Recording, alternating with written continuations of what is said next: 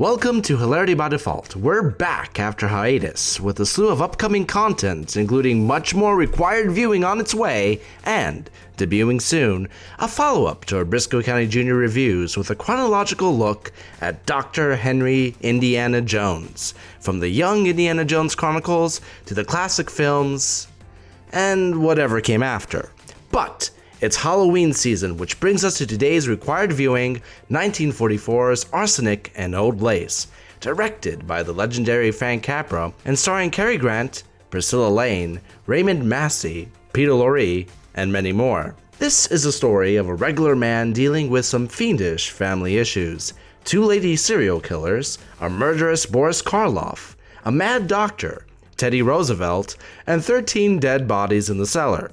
When controversial writer Mortimer Brewster returns to his family home to announce his surprise marriage, he finds his life turned upside down when he discovers that his lovely sweet aunts have embarked on an empathetic killing spree of lonely old men and a long-lost serial killer brother who has marked him as his next victim. This was the first time that you saw this film. I hadn't even heard of it. You hadn't even heard of it. Yeah.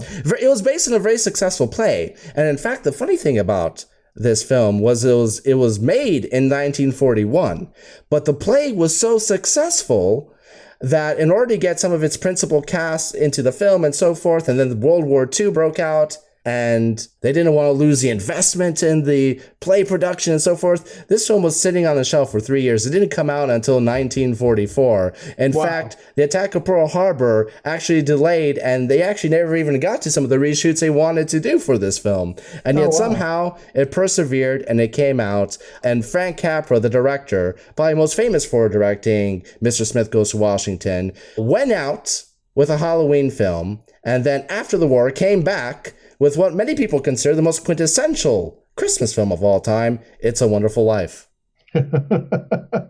Listen, man. And I got to tell you, I'm glad you brought up the Mr. Smith Goes to Washington feel, because I got to tell you, first of all, another pair of directors that apparently likes Jimmy Stewart and Kerry Grant, but that's okay. And second, I do kind of see some of the similarity in that kind of Mr. Smith Goes to Washington, Mr. Blanding's Dream House kind of feel to it, where you wonder sometimes during this movie if, like you said, okay, Mr. Grant, do you, and we're just going to let it roll, and everybody just react. And it works. I can always tell that you're going to have a lot to say when you text me weird stuff while you're watching the movie, and I think you called this one of the silliest things you've ever seen or something like that. I happen to have it here. This has got to be the silliest. Fireball! Not of all time or anything like that, but it's pretty silly. Intentionally so. I don't mean to say that that's necessarily a bad thing, but boy, it's silly. Like, to kind of set the table to something that we reviewed to here, and this is going old school required viewing, Hilarity by Default here stuff, boss. I definitely get that feel of it blanked right when I was going to say it. Without a Clue. Without a Clue with Michael Caine, Ben Kingsley. Yeah, Without a Clue. See, it was funny. I was without a clue, without a moment there, and now I was without a clue because I found out the title. So I had a clue while being without a clue, and it's just very confusing now. Hey, that's all right. Do that again for me, will you? Never mind. It's so damned silly. Some of the dialogue is like, there's somebody in there. We're killing spoilers here, whatever. Watch the movie first, fools. But like, throughout the movie, the gimmick is that there's so many bodies buried in the cellar, and so there's certain characters that are implied to be involved with murder and all this. Yes, but I won't lower myself to telling a fib. And Abby, how can I believe you? There are 12 men down in the cellar, and you admit you poisoned them? Yes, I did. But you don't think I'd stoop to telling a fib? It is very quotable. Insanity runs in my family. It practically gallops. Some people have complained that Kerry Grant is a little over the top in this. If you're looking for something up there with The Great Race, with how Jack Lemmon goes completely crazy as not only Professor Fate, but the Crown Prince that they meet later in the race, it's that kind of transformation. Like, I would have never pegged the dashing Cary Grant to have a Jim Carrey side, okay? Except I know he can't be impersonating Jim Carrey. He was dead by then. There's just definitely some very cartoonish moments. Not all of them work, but some of them definitely do, you know. This was a comic phase for Cary Grant. A lot of the films that he made in the late 30s and 40s were madcap screwball comedies. This is his most hyperbolic performance. And then, I mean, if you compare this performance to, let's say, Bringing Up Baby, where he pretty much plays what Christopher Reeve based Clark Kent on, this very fumbly, bumbly guy. And then you watch a film like Notorious, which he basically plays James Bond. And then jump into North by Northwest, where you get some mixtures of all these performances. He had a lot of range. I don't think a lot of people gave him credit for, but he himself actually considers this his worst performance. In fact, the reshoots I mentioned earlier, he wanted to dial it back a little bit because he thought that he was a little too over the top, and yet family members told him he was wrong. Everybody told him he was wrong. He kept saying that Jimmy Stewart would have been better in this film, and I'll tell you this, I actually kind of prefer Cary Grant in this film, because seeing the guy that you consider to be cool, calm, and collected lose his mind over dead bodies appearing out of nowhere. He God, there's another one! It's too good a fit. Yeah, I agree with you there 100%. Like, you know, Jimmy Stewart being that situation where, now what you do there? You know, that people can put that together, okay? But if you put Cary Grant in Vertigo, that makes too much sense for it to work, right? If you put Jimmy Stewart in this production here of Arsenic and Old Lace, it makes too much sense to work. And this is a film that, in many ways, to extrapolate on that, I mean, to take a look at its opening scene. The opening scene, as out there as it is, kind of explains the whole movie. What is? No, it doesn't. I know. Maybe tone, but I'll tell you why. I'll tell you why it does. In my opinion, at the very least, the film uncharacteristically opens on a baseball game, and then a huge fight suddenly breaks out. Right. I shouted right in the face no fewer than 4 times. My point is, basically you open on America's moral pastime. A normal, clean-cut baseball game that is suddenly broken up by the absurd. All of a sudden you have chaos and what otherwise should be normality. It sets a table for the absurdity, starting with the heckler, while that is normalized. And give it credit, Demos, it's setting the table for Brooklyn just as well. You, as somebody who's not necessarily locked in sports-wise, you know, could appreciate the presence of the Yankees being on the field and them tying it to Brooklyn. It's taking an absurd look at America's pastime in the same way that the film takes an absurdist look at what is the quintessential nice neighborhood with a nice house with the dear old ladies, and they're sitting on top of 12 bodies buried in the basement. In the same way, you can even apply that Mortimer Brewster himself is trying to escape what is considered to be normal marriage, for instance. He's famous for writing all these books about how marriage is absurd and how marriage is a fraud. She's literally the girl next door, you would come to find out too, right? In some ways, there's no way Mortimer Brewster would survive in the social media age trying to pull this off, by the way. I'm just going to throw that out. In some ways, you can even say that the movie starts with Cary Grant taking an absurd take on life and ending the film joyously running into the hands of normalcy with the preacher's daughter. Ooh, that's a nice call by you, Demosthenes. Yeah, no, that's definitely there, and like it sets the table with Morty there, you know, doing his thing, and you come to find out he just might be the most normal Mickey Fireball in that place. Although now that you mentioned Without a Clue and you called him Morty, I'm just thinking of Professor Moriarty's alter ego. I've got it! His real name is Artie Morty. I would never be brave enough to refer to Moriarty as Morty, and I'll leave it at that. But the thing I want to get out the way, too, with that intro, I love the part where it connects all these seemingly random things and acknowledges, even makes fun of the fact, like it says something like, okay, from here on, you're on your own. Yeah, you're on your own. To simultaneously make fun of the fact that it keeps breaking in early. Because at first I'm like, if I wanted to read this much, I'd go to school. And then it makes fun of it right when I thought that. That was incredibly well timed, if intentional or unintentional, still well timed. But then like just when the real issue is about to hit the fan, all right, you're on your own, bleep you, you know. The big highlight in this film for me is Teddy Roosevelt. Oh, certainly.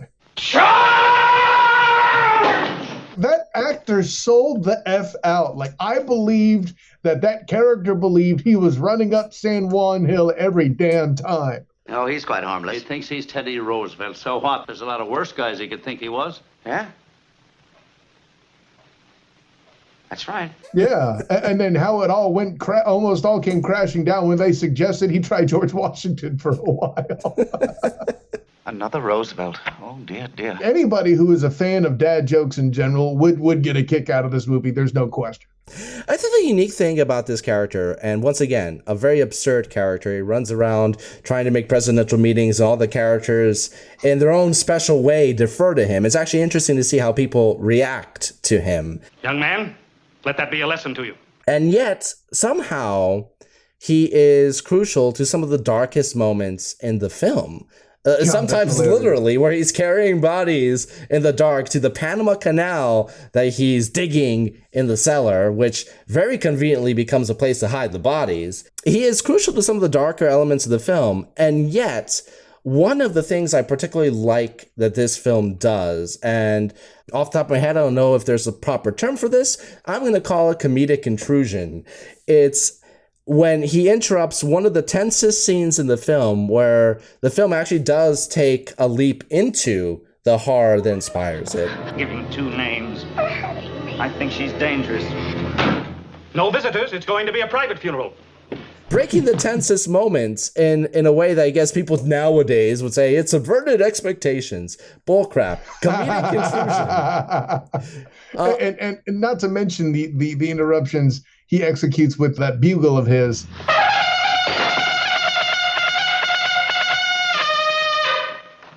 I don't want to say they overuse it so much as to call it a device, but it was definitely, you're thinking, how you going to get out of this one, Morty? And then you hear, I'm like, oh, snap, you know.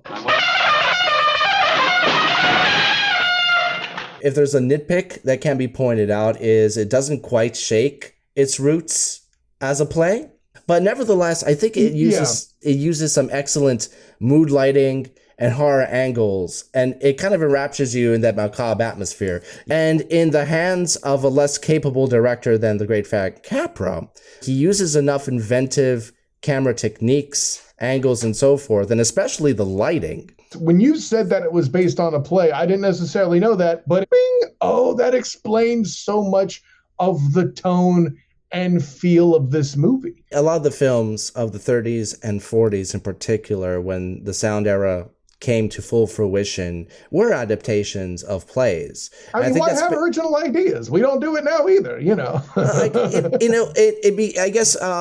I think maybe modern audience may have an issue with what is a limited scope feature. Mm-hmm. And it may not even be the audience. It just may be the fact nowadays, a film that has this much dialogue has less appeal to a foreign audience, which a film that's basically going to survive on its subtitles. Where a film like Transformers, it doesn't matter what the hell they're saying. There are giant robots fighting in the street. So there is a more mass market appeal for something that is less dialogue driven. And plays are dialogue driven. Correct. It doesn't matter what they're saying. It's just a bunch of muscly dudes and some fancy cars. You already know what franchise I'm talking about. Driving Miss Daisy. Did you have the air condition checked? I told you to have the air condition checked. If you're going to film a play, I think this film does it very well. Like you said, it's a light bulb moment for you, which means that you weren't actually thinking I'm watching a play. Correct. So, ergo, I think it sounded very well. There's another film that kind of does the same thing as Arsenic and Old Lace. Definitely much heavier on the horror. Is a film called Wait Until Dark that was released in the late 60s with Audrey Hepburn. She plays a blind lady that's pursued by a killer. Oh, damn. And it all takes place in one living room.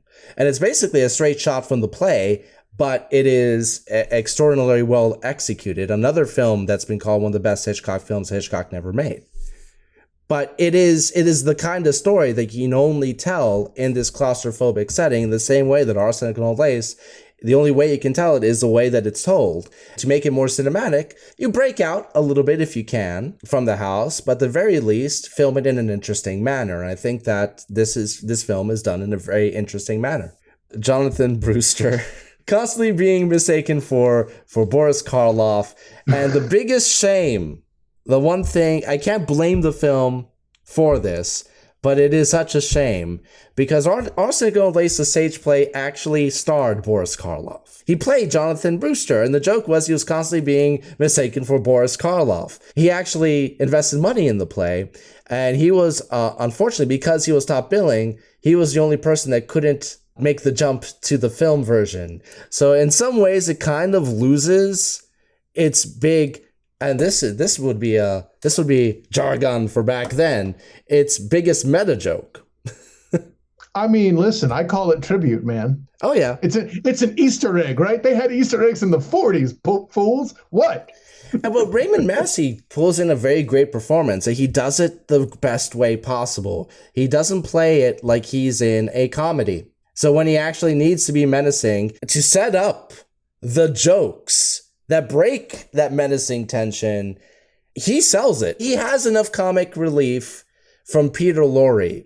And yet, at the same time, Peter Lorre, reacting squeamishly to the horrors that he's witnessed, that this other character has perpetuated, sells that horror while still maintaining that comic balance. I think it's very, very well done and almost unexpected to see a film that is delving already so much into the macabre, but sticking with black comedy, and then all of a sudden it does turn up some horror flair. I think his involvement as the baddie, he was enough of a caricature and there were enough jokes made around him to where he wasn't scary to bring down the humor elements as you speak of, but he was just horrific enough to let you know, hey, this is a badass dude.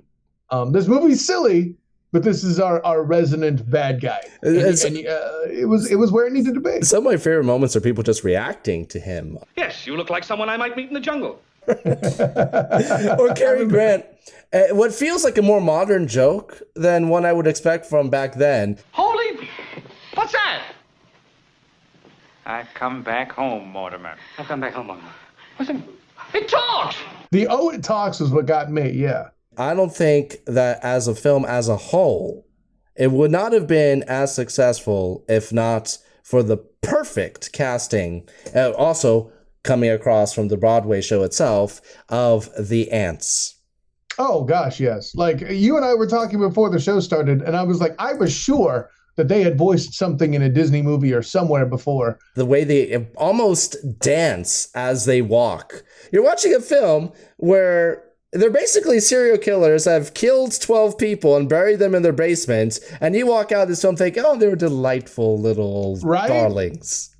Listen, drink the tea, not the wine. Boom. There is one comedic highlight in this film for me, and it's very rare that I rewatch a movie and get like the same belly laugh I get as the first time I see it. But this film contains one scene where no matter how many times I see it, I still just break out laughing.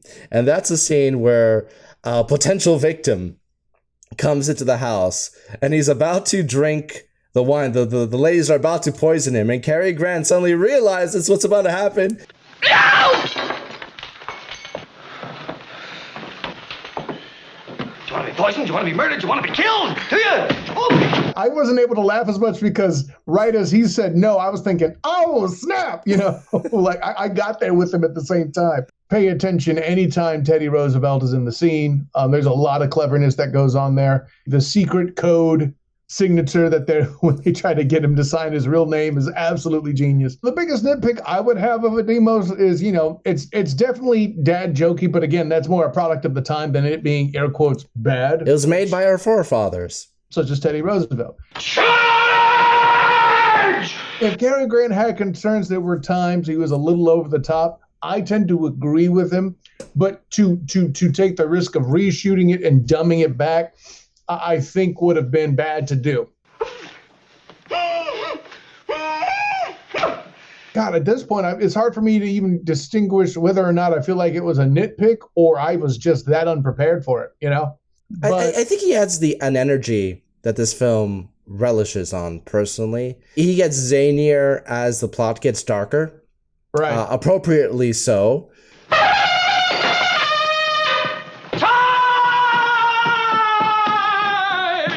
This guy is sympathetic, just like Will Smith's character in Independence Day after he takes down the alien ship, where he himself crashes.